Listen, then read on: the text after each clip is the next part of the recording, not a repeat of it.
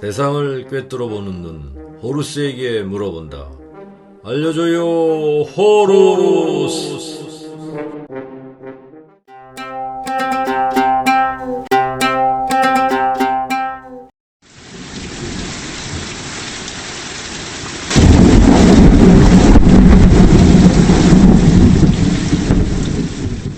자동차는 속도가 빠르기 때문에 초속 340m 음속에 기반한 음향 센서로는 한계가 있고 초속 30만 킬로미터 광속의 전자기파를 활용해야 한다고 말씀하셨습니다.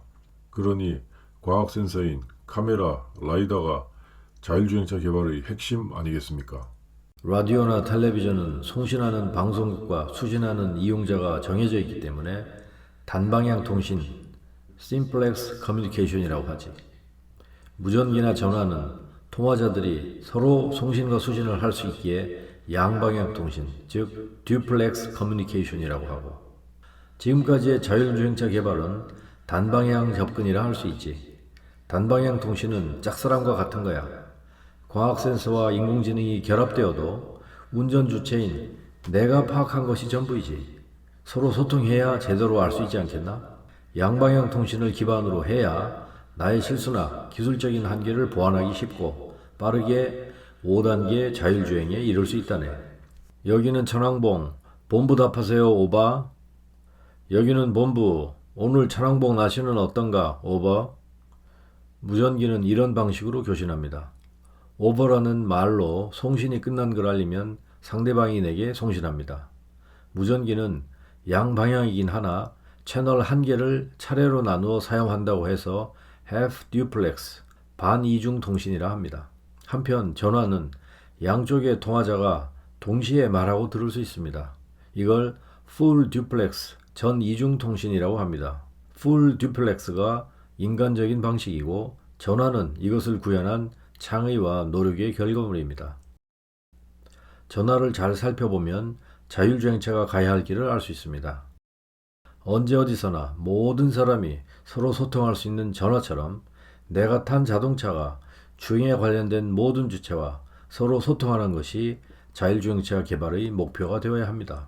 자율주행차 사업이란 자동차에 유심칩을 꼽고 통신 서비스를 이용하도록 하여 자동차에게 요금을 부과하는 새로운 통신 모델입니다.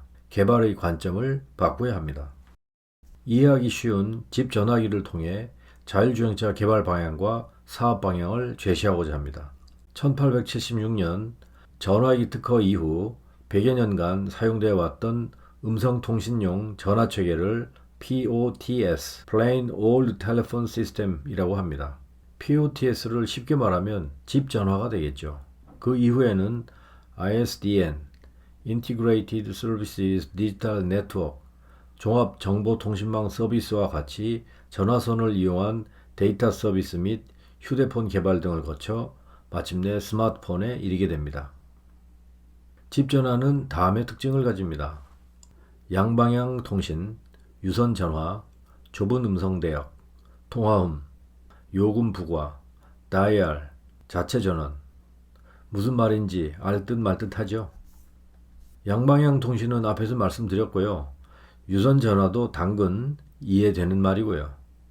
좁은 음성 대역은 디지털 전화를 개발할 때 통신량을 줄이려고 디지털 음성 대역을 좁게 잡았다는 것이고요. 많은 가입자가 불편 없이 통화하려면 다이얼 방법과 전화 교환기가 매우 중요합니다. 통화음은 다이얼이 가능한지, 상대방이 통화 중인지, 통화가 완료되었는지를 소리로 알려준다는 것입니다. 그리고 통화의 성립을 모니터할 수 있어야 요금을 부과할 수 있겠죠. 19세기 말, 즉 전기가 보급되기 전에 전화선을 먼저 가설하려니 전화는 자체 전원으로 운영할 수밖에 없었죠. 레이더와 라이더로 본 대상을 짝사랑하는 것이 아니고 서로 소통하는 자동차를 만드는 것은 모든 사물에 인터넷을 연결하는 4차 산업혁명의 주요 과제입니다. 자율주행차 개발자는 이를 V2X, Vehicle to Everything 이라고 부릅니다. 내가 탄 자동차가 주변의 도로 인프라, 네트워크, 다른 자동차, 보행자와 소통하는 것이죠. 집 전화기는 서로가 전선으로 연결되어 있지. 모바일 전화기는 실제 선로가 아닌 가상의 전선으로 연결된 셈이지. 이제 실제의 전화나 컴퓨터가 교환기와 어떻게 연결되어 있는가는 중요하지 않지. 교환기는 가상세계 안에서 전화 서비스를 하고 있는 것이야. 이것이 자율주행차가 전화에게서 배울 점이지. 한 가지 잊지 말아야 할 것이 있다네. 전화는 발신자가 요구할 때 상대방을 연결하면 되지만 자율주행차는 발신자, 즉 내가 언제 누구와 연결해야 할지를 모른다는 것이네. 자율주행은 도로 위를 움직이는 대상으로 만들어진 가상세계에서 벌어지는 일이니까.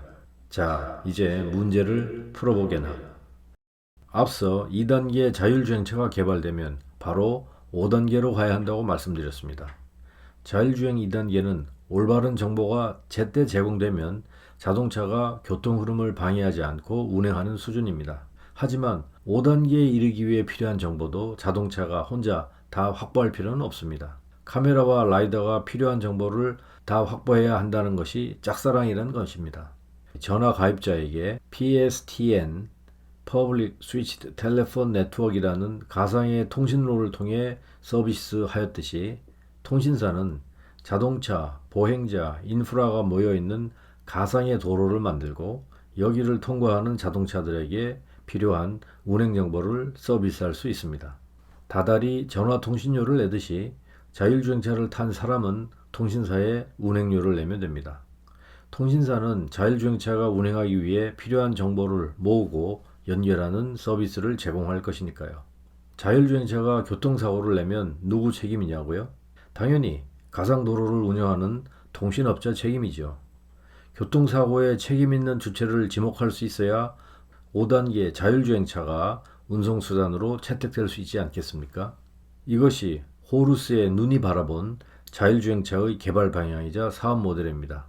지금까지 호루스의 눈 자율주행 센서를 서원해 주신 여러분 고맙습니다. 자율주행차 개발 방향에 대한 내용은 여기까지입니다. 물론 소리와 빛 센서에 대한 에피소드는 계속됩니다. 감사합니다.